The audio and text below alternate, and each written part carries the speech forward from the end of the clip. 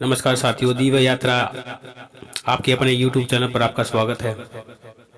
दोस्तों, जो भी दर्शक नए हैं, कृपया करके आपके अपने YouTube चैनल दिव्य यात्रा को सब्सक्राइब कर दीजिए। आपका सब्सक्राइब किया हुआ हमारे मनोबल को बढ़ाता है। आपका एक एक लाइक और एक एक कमेंट हमें प्रेरणा देता है, हमें और वीडियो बनाने की प्रेरणा देता है। इसी प्रकार आप हमारा सपोर्ट करते रहिए और हम आपके लिए लेके आपका मनोरंजन करने के लिए विभिन्न स्थानों की यात्रा कराएंगे और घर बैठे दिव्य आनंद की अनुभूति कराने की कोशिश करेंगे। दोस्तों, कथा आरंभ करते हैं। कथा है राजा बलि की और भगवान विष्णु के वामन अवतार की। भगवान विष्णु ने वामन अवतार लेने के पीछे कई कहानियां प्रचलित है। एक तो कि देव माता अदिति ने भगवान विष्णु से वरदान प्राप्त किया था कि मैं तुम्हें बालक रूप में प्राप्त करूं। भगवान विष्णु ने उसे अवतार वरदान दिया था कि मैं तुम्हारे गर्भ से ही एक बार जन्म जरूर लूंगा।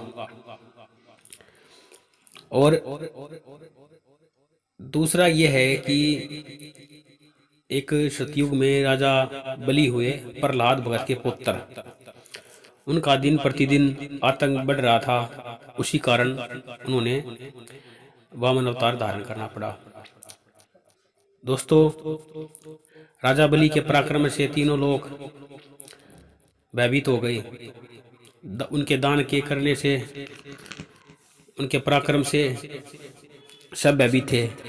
राजा बलि ने अपने गुरु शुक्राचार्य की आज्ञा मानकर स्वर्ग पर अपना अधिकार कर लिया था।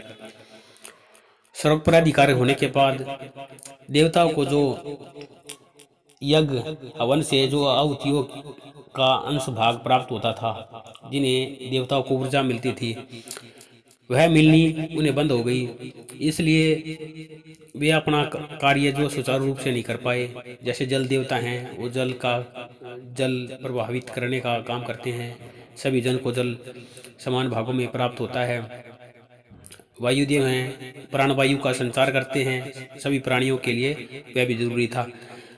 पूरी पृथ्वी पर असमंजस फैल गया, संतुलन बिगड़ गया। तो भगवान विष्णु के पास जाकर इंद्र ने प्रार्थना करी कि हे प्रभु, हमारी रक्षा करो। राजा बलि के कारण हम पृथ्वी का संतुलन नहीं रख पा रहे हैं। और स्वर्ग पर अधिकार करने के बाद राजा बलि भी अभिमानी हो गया था, उसमें घमंड आ गया था। एक दिन वह नर्मदा नदी के किनारे पर बैठकर यह हवन कर रहे थे। भगवान विष्णु वामन अवतार में उनके पास पहुंचे। राजा बलि ने उनका सत्कार किया और शुक्राचार्य जो है अपनी अंतर्दृष्टि से भाप गए थे कि ये साधारण मानव नहीं हो सकते, साधारण ब्राह्मण नहीं हो सकते, भगवान विष्णु के अवतार हैं जो यहाँ पर प्रकट हुए हैं। तब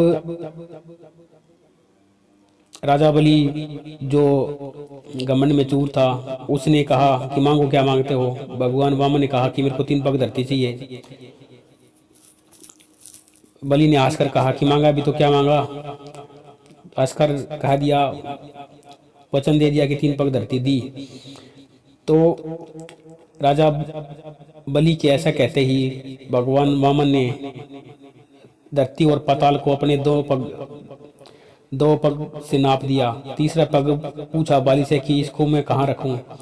बाली दानवीर था और सामने आए को दान देना जरूरी था, बुद्धिमान भी था। तो उसने कहा, हे महेश्वर, हे दीनानाथ, हे लक्ष्मीपति, हे तीनों लोकों के पालक, ये तीसरा पैर आप मेरे सर पर रख दीजिए और मुझे साक्षात दर्शन दीजिए। जैसे ही भगवान विष्णु ने तीसरा पग रखा बाली के सिर पर, वो पातालोक में चले गए और बलि को वरदान दिया कि मैं 4 महीने तक मैं तुम्हारे पास ही रहूंगा पातालोक में। और इस प्रकार बाली को पातालोक का राजा बना दिया।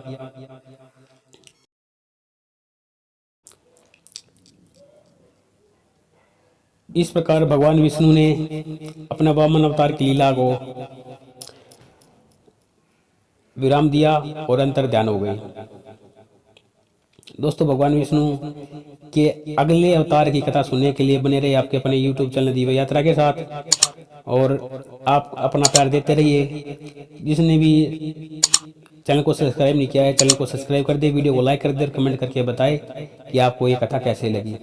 तो मिलते हैं दोस्तों नेक्स्ट कथा में, तब तक के लिए नमस्कार।